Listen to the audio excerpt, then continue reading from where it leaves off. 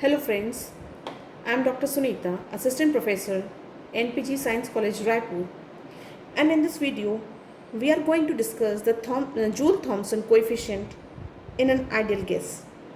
Now, Joule Thompson coefficient, as we have discussed in our previous lecture, is given by this equation.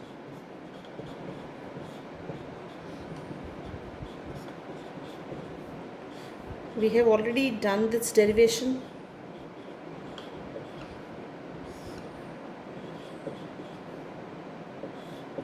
So this was our Joule Thompson coefficient.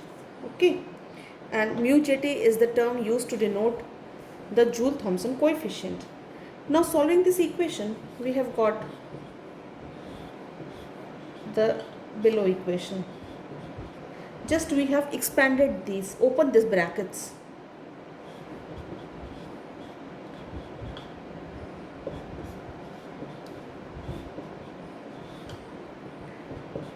It's a very interesting equation. Now simply multiplied the denominator and the numerator by del V, we got this equation at constant temperature, and del PV, keeping this as the same.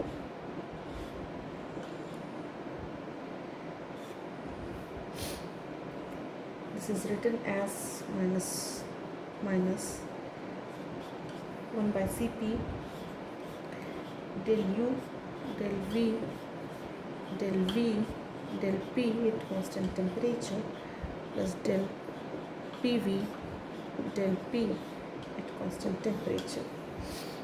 Now this is the equation for the Joule Thompson coefficient of an ideal gas. Now for an ideal gas, we know that this term is 0. So this entire terms become 0. Del U by del V is 0 because there is no internal energy change, as we have discussed earlier. And the PV is constant at constant temperature. So this becomes also 0. So this entire equation turns out to be 0. That is, the Joule Thompson coefficient for an ideal gas is thus 0. Now we come to the Joule Thompson coefficient for the real gas, and we will use this equation again for the calculation of the real Joule Thompson coefficient for the real gas. Let us see how. That's very important. The one equation can be used to define the two things for the real gases also and for the ideal gas also. This is the equation which we have saw earlier. Now let us see how it becomes non-zero in the case of real gases. This is the simple equation.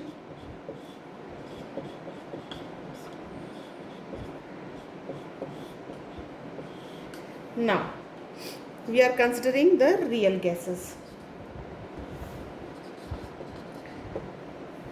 Now suppose a real gas expands in vacuum. So when there is a vacuum,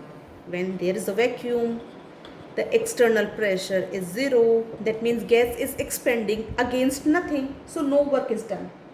However, some work will definitely be done to separate the gas against the force of cohesion, which we have called the van der Waals force of attraction.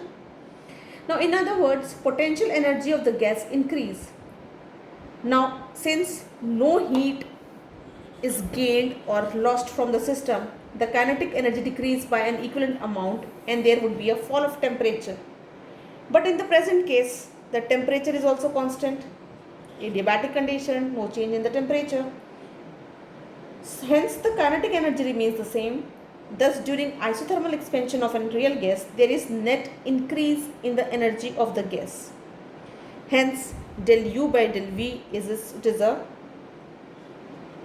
positive. But del V by del P is negative because the volume of gas is decreasing. Volume is decreasing as the pressure increases at a constant pressure. So this becomes negative. This becomes positive. This becomes negative. So the factor is entirely negative. Now we come to this PV versus P thing, where we have saw that for the real gases, at ordinary temperature, and when the pressure is not very high, the PV decreases as pressure increases. So this term del P V by del P is negative. This pressure increases and the PV decreases, so this becomes negative. Thus at ordinary temperature, at low and moderate pressure, both the terms within the brackets, this term also negative, this term also negative, they become negative.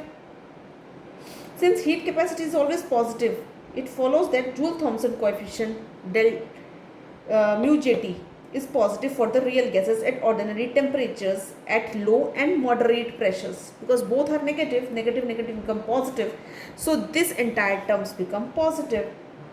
And the conclusion is that Joule Thompson coefficient is positive for real gases at ordinary temperature and at low and moderate pressures.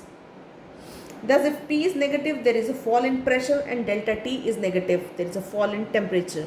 In other words, under the above condition, temperature of the gas falls as a result of its throttled expansion. Now referring again to this equation, let us see what happens when the pressure is high. When the pressure is high, this is the equation, this del mu Jt is positive when we have a low pressure. Now what happens when the pressure becomes high? When the pressure is become high, the value of PV increases as the pressure increases. So this terms becomes positive.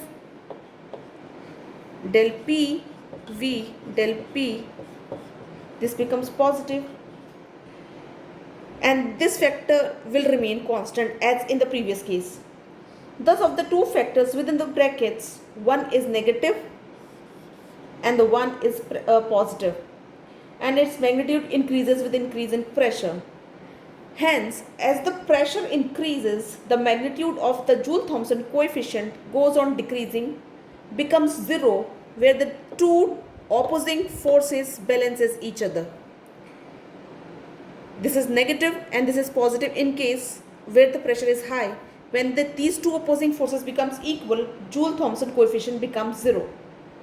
With the continued increase in the pressure, if the pressure is going on increasing, the magnitude of the positive term exceeds and the Joule Thompson coefficient in that case becomes negative. Therefore, if delta P is negative, there is a fall in the pressure, and that delta T is positive, that is increase in temperature.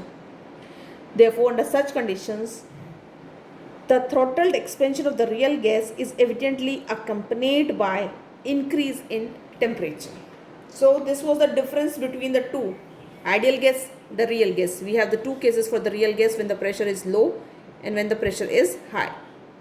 Here the temperature was negative, here the temperature becomes positive. There was an increase in the temperature, there was a decrease in the temperature, and here we have a delta T 0 because we are undergoing different conditions. The adiabatic condition, delta temperature is 0, no work is done, everything is and no work is done to overcome the van der Waals forces of attraction. So this is the case, and this is a very important topic which you will encounter in the exam, somehow in the BSc exam, also in the master's entrance exam. So this is a very important topic, so please go through it very confidently. Thank you very much.